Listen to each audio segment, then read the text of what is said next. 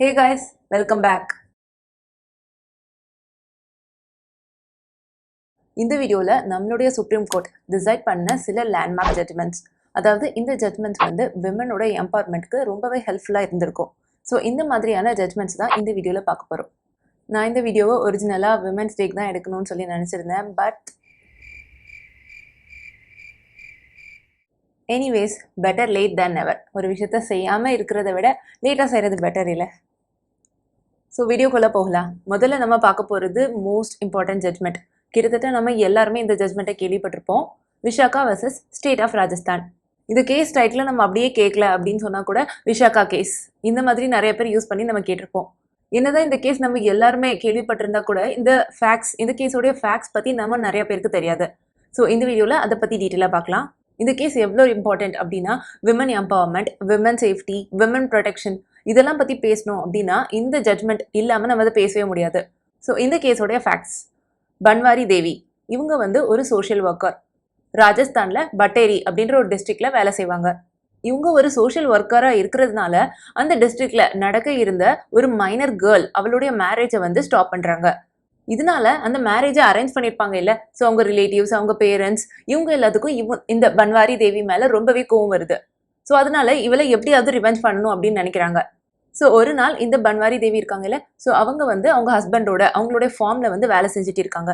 So அந்த இடத்துக்கு வந்து இந்த ரிலேட்டிவ்ஸ் இந்த மேரேஜை ஸ்டாப் பண்ணதுனால யாருக்கெல்லாம் பிடிக்காம ஆச்சு இல்லை. ஸோ அவங்க எல்லாம் நிறைய அடியாட்களை கூட்டிட்டு அந்த இடத்துக்கு வராங்க.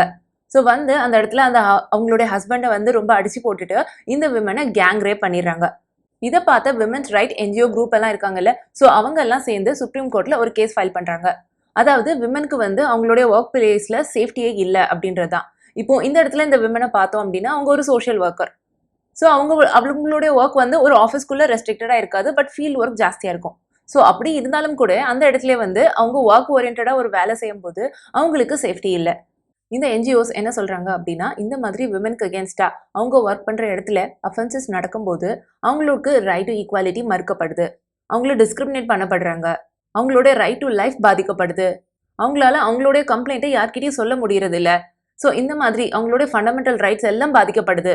அதாவது ஆர்டிகல் 14, 15, 19, 21 இது எல்லாமே பாதிக்கப்படுது அப்படின்னு சொல்றாங்க. மென்னுக்கெல்லாம் அவங்க ஒர்க் பண்ற இடத்துல அவங்களுக்கு இந்த ரைட் எல்லாம் கேரண்டியா தான் இருக்கு. ஆனா விமன் அதே இடத்துல தான் வேலை செய்யறாங்க, ஆனா அவங்களுக்கு எந்த விதமான சேஃப்டியும் ப்ரொடெக்ஷனுமே இல்லை அப்படி சொல்லி அவங்க கேட்குறாங்க. ஸோ இந்த மாதிரி விமனுக்கு சேஃப்டி இல்லாத இந்த சூழ்நிலையை மாற்றணும் அப்படின்றதுக்காக தான் சுப்ரீம் கோர்ட்ல கேஸ் போடுறாங்க. ஸோ விமன் பார்த்தோம் அப்படின்னா அந்த காலத்து மாதிரி அவங்க வந்து வீட்டுக்குள்ளேயே இருக்கிறது இல்லை. ஸோ அவங்க ஒர்க்குக்காக அவங்க வெளியே வராங்க. ஸோ வெளியே வராங்க அப்படின்னு சொல்லும்போது அவங்களுக்கு சேஃப்டி வேணும். அவங்க ஒர்க்குக்காக ஒரு விஷயம் செய்கிறாங்க, ஆனால் அந்த இடத்துல கூட அவங்களுக்கு சேஃப்டி இல்லாமல் ஆகுது. இதெல்லாம் தடுக்கணும். ஒர்க்கிங் விமனுக்கு சேஃப்டி வேணும். அப்போ தான் அவங்க வந்து சேஃப் அண்ட் செக்யூராக ஃபீல் பண்ணுவாங்க, தைரியமாக அவங்களுடைய வேலையை செய்ய முடியும். ஸோ அப்படின்ற காரணத்துக்காக ஃபைல் பண்ணதான் இந்த கேஸ். இதில் என்ன ஒரு விஷயம் நம்ம இம்பார்ட்டண்ட்டாக நோட் பண்ணோம் அப்படின்னா, இந்த கேஸ் டிசைட் பண்ண வருஷம் வந்து 1997. அன்டில் 1997 வரைக்கும் இந்தியாவில் ஒர்க் பிளேஸ் அந்த இடத்துல விமனுக்கு நடக்கிற செக்ஷுவல் ஹராஸ்மெண்ட், மொலஸ்டேஷன் இந்த மாதிரியான எந்த செக்ஷுவல் அஃபென்சஸையும் டீல் பண்ணுறதுக்கு எந்த ஒரு லாவுமே கிடையாது. இன்ஃபேக்ட் இந்த கேஸ் டிசைட் ஆனதுக்கு அப்புறம் கூட 16 இயர்ஸ் இதுக்கு ரிலேட்டடாக எந்த ஆக்டுமே கிடையாது. 2013 தான் பார்லிமெண்ட் இதுக்கு ரிலேட்டடாக ஒரு ஆக்ட் எனாக்ட் பண்ணுறாங்க. Protection of women from sexual harassment at work place act 2013. Supreme court இந்த கேஸில் நிறைய கைட்லைன்ஸ் தராங்க. என்ன மாதிரியான ப்ரிவென்டிவ் ஆக்ஷன்ஸ் எல்லாம் எடுக்கணும், ஸோ இந்த மாதிரி விமனுக்கு செக்ஷுவல் ஹராஸ்மெண்ட் நடக்கிறதுக்கு முன்னாடியே அதை எப்படி ஸ்டாப் பண்ணுறது, அதை எப்படி ப்ரிவென்ட் பண்ணுறது, ஸோ அந்த மாதிரியான ப்ரிவென்டிவ் ஆக்ஷன்ஸ் எடுக்கிறதுக்கெல்லாம் நிறைய கைட்லைன்ஸ் தராங்க. விமன் ஒர்க் பண்ணுற அந்த ஆஃபீஸில் வந்து கண்டிப்பாக ஒரு ரெட்ரெசல் கமிட்டி இருக்கணும் அப்படின்னு சொல்கிறாங்க. அதாவது அந்த விமன் ஒர்க் பண்ணுற ஏரியாவில், அதாவது அந்த ஆஃபீஸில் அவங்களுக்கு நடக்கிற ஏதாவது ப்ராப்ளத்தை வந்து அவங்க சொல்கிறதுக்கு, அவங்க கம்ப்ளைண்ட் பண்ணுறதுக்கு ஒரு கமிட்டி இருக்கணும் அப்படின்லாம் சொல்கிறாங்க.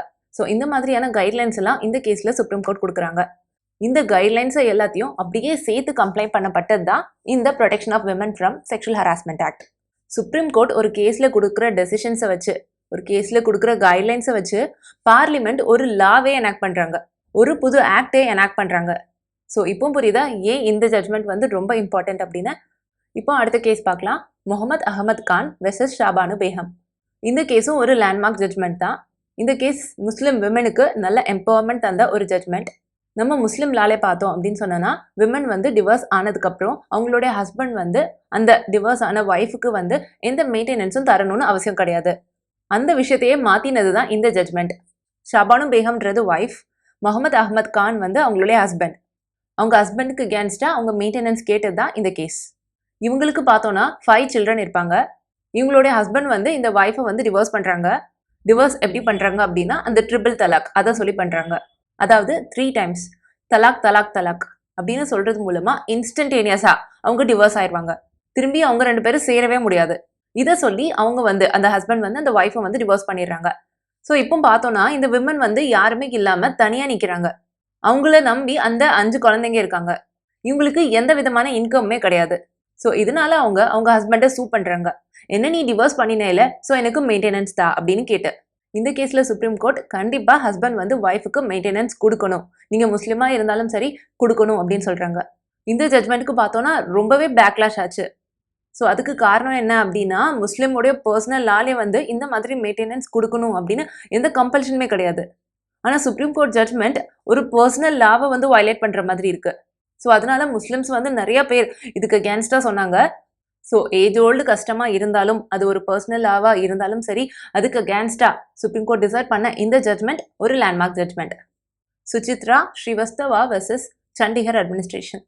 இந்த கேஸ் விமனுடைய ரீப்ரொடக்டிவ் ரைட்ஸ் அது ஓரியன்டா இருக்கும். இந்த கேஸ்ல ஒரு விமன் இருக்காங்க, அவங்க வந்து ஒரு ஆர்ஃபன் அண்ட் அவங்க வந்து கொஞ்சம் மென்டலி அன்ஸ்டேபிள். இவங்க வந்து கவர்மெண்டால ரன் பண்ணப்படுற ஒரு இன்ஸ்டிடியூஷன்ல தான் ஸ்டே பண்ணியிருக்காங்க. இவங்கள வந்து ரேப் பண்ணப்படுறாங்க. ஸோ அது மூலமா அவங்க கன்சீவ் ஆகுறாங்க. இப்போ பார்த்தோம் அப்படின்னா அவங்களுக்கு ஃபியூச்சர்ல அந்த குழந்தை பிறந்துச்சு அப்படின்னு சொன்னா அவங்களாலேயே அந்த குழந்தைய பார்த்துக்க முடியாது. ஏன்னா இந்த விமனையே பார்க்கறதுக்கு ஒரு ஆள் தேவைப்படுது. அண்ட் அவங்க ஆர்ஃபன் கூட. ஸோ அவங்களுக்கு ஃபேமிலிஸ் ரிலேட்டிவ்ஸ் இந்த மாதிரி யாருமே கிடையாது. அந்த இன்ஸ்டிடியூஷன்ல இருக்கிற ஸ்டாஃப்ஸ் தான் வந்து இவங்கள பார்த்துட்டு இருக்காங்க. ஸோ அதனால இந்த பேபியை வந்து அபார்ட் பண்ணணும், அதாவது இந்த பிரெக்னன்சியை வந்து அபார்ட் பண்ணணும் அப்படின்னு சொல்லி இந்த கேஸ்ல கேட்குறாங்க. ஆனா பார்த்தோம்னா அபார்ட் பண்றதுக்கு அந்த விமன் வந்து வேண்டாம் அப்படின்னு சொல்லிடுறாங்க.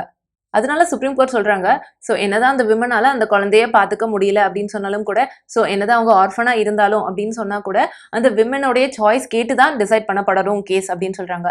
ஸோ இந்த இடத்துல பார்த்தோம் அப்படின்னா அந்த விமன் வந்து அந்த பேபி வேணும் அப்படின்னு தான் சொல்றாங்க. ஸோ அவங்களுக்கு வந்து அபார்ட் பண்ணணும் அப்படின்ற இன்டென்ஷன் கிடையாது. ஸோ இவந்தோ அவங்களுடைய மைண்ட் கூட அன்ஸ்டேபிளா இருந்தாலும் கூட விமனுக்கு ரீப்ரொடக்டிவ் ரைட்ஸ் இருக்கு. ஸோ அவங்களுடைய பெர்மிஷன் இல்லாம அவங்களுடைய கன்சர்ன் இல்லாம அதை வந்து அந்த பேபியை வந்து அபார்ட் பண்ண முடியாது அப்படின்னு சுப்ரீம் கோர்ட் இந்த கேஸ்ல டிசைட் பண்ணுவாங்க. இப்போ அடுத்த கேஸ் பார்க்கலாம்.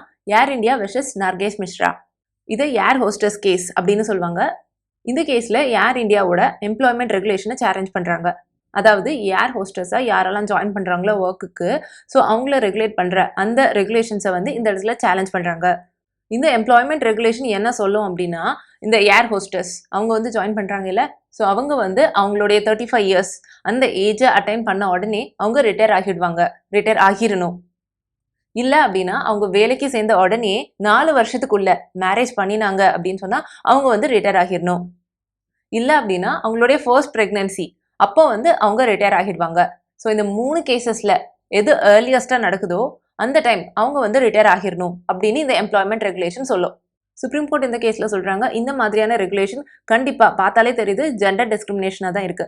ஸோ இந்த ரெகுலேஷன்ஸை அப்படியே ஸ்ட்ரக் டவுன் பண்றாங்க.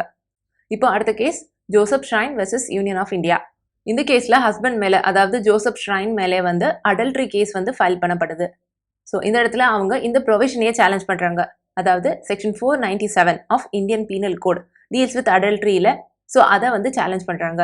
ஏன் அப்படின்னா இது வந்து ஜெண்டர் டிஸ்கிரிமினேட்டரியா இருக்கு அப்படின்னு சொல்லி.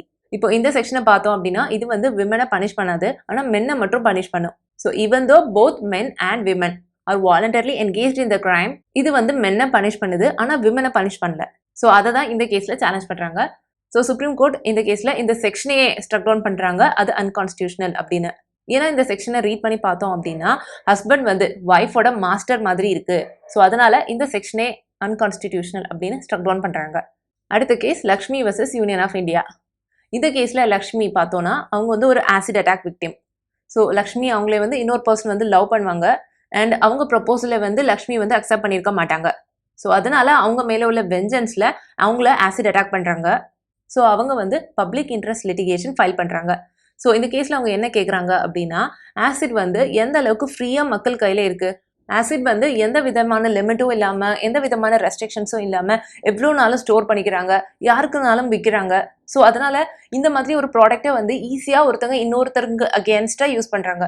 ஏன்னா அவங்க கையில் அது வந்து ஈஸியாக அவைலபிளாக இருக்குது. ஸோ இந்த இடத்துல ரெகுலேஷன் தேவைப்படுது அப்படின்னு இந்த கேஸில் கேட்குறாங்க.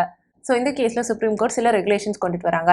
ஆசிடை விற்கிற அந்த செல்லர் வந்து இவ்வளோதான் ஸ்டாக் வச்சுக்க முடியும். ஸோ ஒரு லிமிட்டுக்கு மேலே அவங்க வந்து ஆசிட் ஸ்டோர் பண்ணணும், ஸ்டாக் வச்சுக்கணும் அப்படின்னு சொன்னால் அவங்க வந்து அதுக்கு முன்னாடியே லைசன்ஸ் வாங்கியிருந்திருக்கணும். 18 இயர்ஸ்க்கு குறைவாக இருக்கிற எந்த பர்சனுக்கும் ஆசிட் எல்லாம் விற்கக்கூடாது. இந்த மாதிரி ரெகுலேஷன்ஸ் கொண்டுட்டு வராங்க. இந்த ஜட்மெண்ட்டுக்கு அப்புறம் தான் பார்த்தோம்னா ஆசிட் மாதிரி பொருட்கள் வந்து எல்லார் கையிலையும் ஈஸியாக வாங்க முடியாத அளவுக்கு ஆகுது. ஸோ இந்த டிசிஷனுக்கு அப்புறம் தான் இந்த மாதிரியான ஆசிட் அட்டாக் வந்து ரொம்பவே இந்தியாவில் கம்மியாச்சு. ஸோ அதனால இது ஒரு ரொம்ப இம்பார்ட்டண்ட்டான லேண்ட்மார்க் ஜட்மெண்ட். ஸோ அடுத்த judgment Indian young lawyers association versus state of Kerala. So இந்த கேஸை சபரிமலை ஜட்மெண்ட் அப்படின்னு சொல்லுவாங்க. ஸோ சபரிமலை ஜட்மெண்ட் அப்படின்னா பார்த்தோன்னே தெரிஞ்சிருக்கும். ஸோ 10லேருந்து 50 இயர்ஸ் இந்த ஏஜ்குள்ளே இருக்கிற விமன் வந்து இந்த சபரிமலை டெம்பிள்குள்ளே போகிறதுக்கு ரெஸ்ட்ரிக்ஷன்ஸ் இருக்கும். ஸோ அதை தான் இந்த கேஸில் சேலஞ்ச் பண்ணியிருப்பாங்க. சுப்ரீம் கோர்ட் அந்த ஏஜ் லிமிட்டில் இருக்கிற விமன் கூட அந்த டெம்பிள்குள்ளே போகலாம் அப்படின்னு டிசைட் பண்ணியிருப்பாங்க. பட் இந்த கேஸ் ரிவ்யூவில் இருக்குது இப்போ. ஸோ இந்த ரிவ்யூவோட ரிசல்ட்டில் தான் தெரியும் இது லேண்ட்மார்க் ஜட்மெண்ட்டா இல்லையா அப்படின்னு. பட் எனிவேஸ் நீங்கள் இதை தெரிஞ்சுக்கோங்க. அடுத்த கேஸ் வினிதா சர்மா வெர்சஸ் ராகேஷ் சர்மா. இந்த கேஸ் வந்து ஹிந்து விமனுக்கு அவங்களுடைய ஃபாதருடைய ப்ராப்பர்ட்டியில் ஈக்குவல் ஷேர் உண்டு. அவங்க கூட பிறந்த பிரதர்ஸ் மாதிரியே டாட்டர்ஸ்க்கும் கூட ஈக்குவல் ஷேர் உண்டு அப்படின்னு இந்த கேஸில் சொல்லியிருப்பாங்க. அடுத்த case centre for enquiry into health and allied themes versus union of India. Preconception and prenatal diagnosis techniques act 1994. இந்த ஆக்ட் வந்து செக்ஸ் செலெக்ஷனை வந்து அபாலிஷ் பண்ணும். இப்போ விமன் கன்சீவ் ஆகுறாங்க அப்படின்னா அவங்களுடைய செக்அப் மூலமாகவே கண்டுபிடிச்சிடலாம் அவங்களுடைய பேபி வந்து கேர்ளா பாயா அப்படின்ட்டு. இந்த மாதிரி டாக்டர்ஸ் வந்து அவங்களுடைய பேபி வந்து கேர்ளா பாயா அப்படின்னு அவங்களுடைய பேரண்ட்ஸ்க்கோ இல்லை வேற யாருக்குமே ரிவீல் பண்ணக்கூடாது. அதை ப்ராஹிபிட் பண்ணுறது தான் இந்த ஆக்ட். ஸோ ஏன் இதை ப்ராஹிபிட் பண்ணாங்க? ஏன்னா ஃபீமேல் ஃபெட்டிசைட் அதிகமாக இருந்து, அதாவது அவங்களுடைய வயிற்றில் கேர்ள் சைல்டு இருக்குது அப்படின்னு சொன்னாங்கன்னா வயிற்றில் இருக்கும்போதே அதை அபார்ட் பண்ணிடுவாங்க. ஸோ விமனுடைய ரேட் வந்து ஒரு கண்ட்ரியில் ரொம்பவே கம்மியாகிட்டே இருக்கும். ஸோ அதே மாதிரி தான் இந்தியா காச்சு. ஃபீமேல் சைல்டை அவங்களுடைய வயிற்றில் இருக்கும்போதே அதை அபார்ட் பண்ணிடுவாங்க. ஸோ அப்போ ஆட்டோமேட்டிக்லி விமனுடைய ரேஷியோ அகேன்ஸ்ட் மென் வந்து ரொம்பவே டவுன் ஆகிட்டே போகும். ஸோ இந்த மாதிரி ஒரு கண்ட்ரியில் விமனுடைய ரேஷியோ ரொம்ப ரொம்ப ரொம்ப அப்படி கீழே போயிட்டே இருந்தது அப்படின்னு சொன்னால் விமனுக்கு அகேன்ஸ்டான கிரைம் அதிகமாகிட்டே இருக்கும். ஸோ இந்த செக்ஸ் ரேஷியோ மென் விமன் ரேஷியோ இது வந்து கரெக்டாக மெயின்டைன் ஆகிறது ரொம்ப இம்பார்ட்டன்ட். ஸோ ஃபீமேல் ஃபீட்டிசைடை ஸ்டாப் பண்ணுறதுக்காக கொண்டுட்டு வரப்பட்ட ஆக்ட் தான் இது. இந்த ஆக்ட் வந்து ஃபோர்ஸில் இருக்கும், ஆனால் இதுக்கு ப்ராப்பர் இம்ப்ளிமெண்டேஷன் இருக்காது. ஸோ இந்த கேஸில் சுப்ரீம் கோர்ட் இந்த ஆக்டை ப்ராப்பராக இம்ப்ளிமெண்ட் பண்ண சொல்கிறாங்க. ஃபீமேல் ஃபீட்டிசைடு ஸ்டாப் பண்ணுறதுக்கு சில கைட்லைன்ஸ் கொடுக்குறாங்க. National monitoring and inspection committee இப்படின்னு ஒரு கமிட்டி சென்ட்ரல் கவர்மெண்ட் கான்ஸ்டிடியூட் பண்ணணும். எதுக்குன்னா இந்த ஆக்ட் வந்து ப்ராப்பராக இம்ப்ளிமெண்ட் பண்ணப்படுதா இதை செக் பண்ணிட்டு இருக்க, இதுக்கு ஒரு ரூட்டீன் செக்கப்பாக இருக்கிறதுக்கு இந்த கமிட்டி கான்ஸ்டிடியூட் பண்ணணும் அப்படின்னு சொல்கிறாங்க. அண்ட் இந்த கமிட்டி அவங்களுடைய ரிப்போர்ட்டை central supervisory board and state supervisory board இவங்களுக்கு சப்மிட் பண்ணணும். இது மூலமாக இந்த ஆக்ட் வந்து எந்த அளவுக்கு ப்ராப்பராக இம்ப்ளிமெண்ட் பண்ணப்படுது அப்படின்றத அவங்க மானிட்டர் பண்ணிக்கிட்டே இருக்கலாம். And female foeticide sex ratio இதை பற்றின இன்ஃபர்மேஷன் வந்து பப்ளிஷ் பண்ணணும், both in print media and in electronic media அப்படின்னு இந்த கேஸில் சுப்ரீம் கோர்ட் சொல்கிறாங்க. என்னதான் ஃபீமேல் ஃபீட்டிசைடை ஸ்டாப் பண்ணுறதுக்கு ஒரு லா அதுக்குன்னு இருந்தாலும், அதுக்குன்னு ஒரு டெடிகேட்டட் லா இருந்தாலும் அது ப்ராப்பராக இம்ப்ளிமெண்ட் பண்ணப்படலை. இந்த ஜட்மெண்ட்க்கு அப்புறம் தான் அது ப்ராப்பராக இம்ப்ளிமெண்ட் பண்ணப்பட்டது. ஸோ அதனால இது ஒரு லேண்ட்மார்க் ஜட்மெண்ட். அடுத்த வீடியோவில் உங்களை பார்க்குறேன். பை.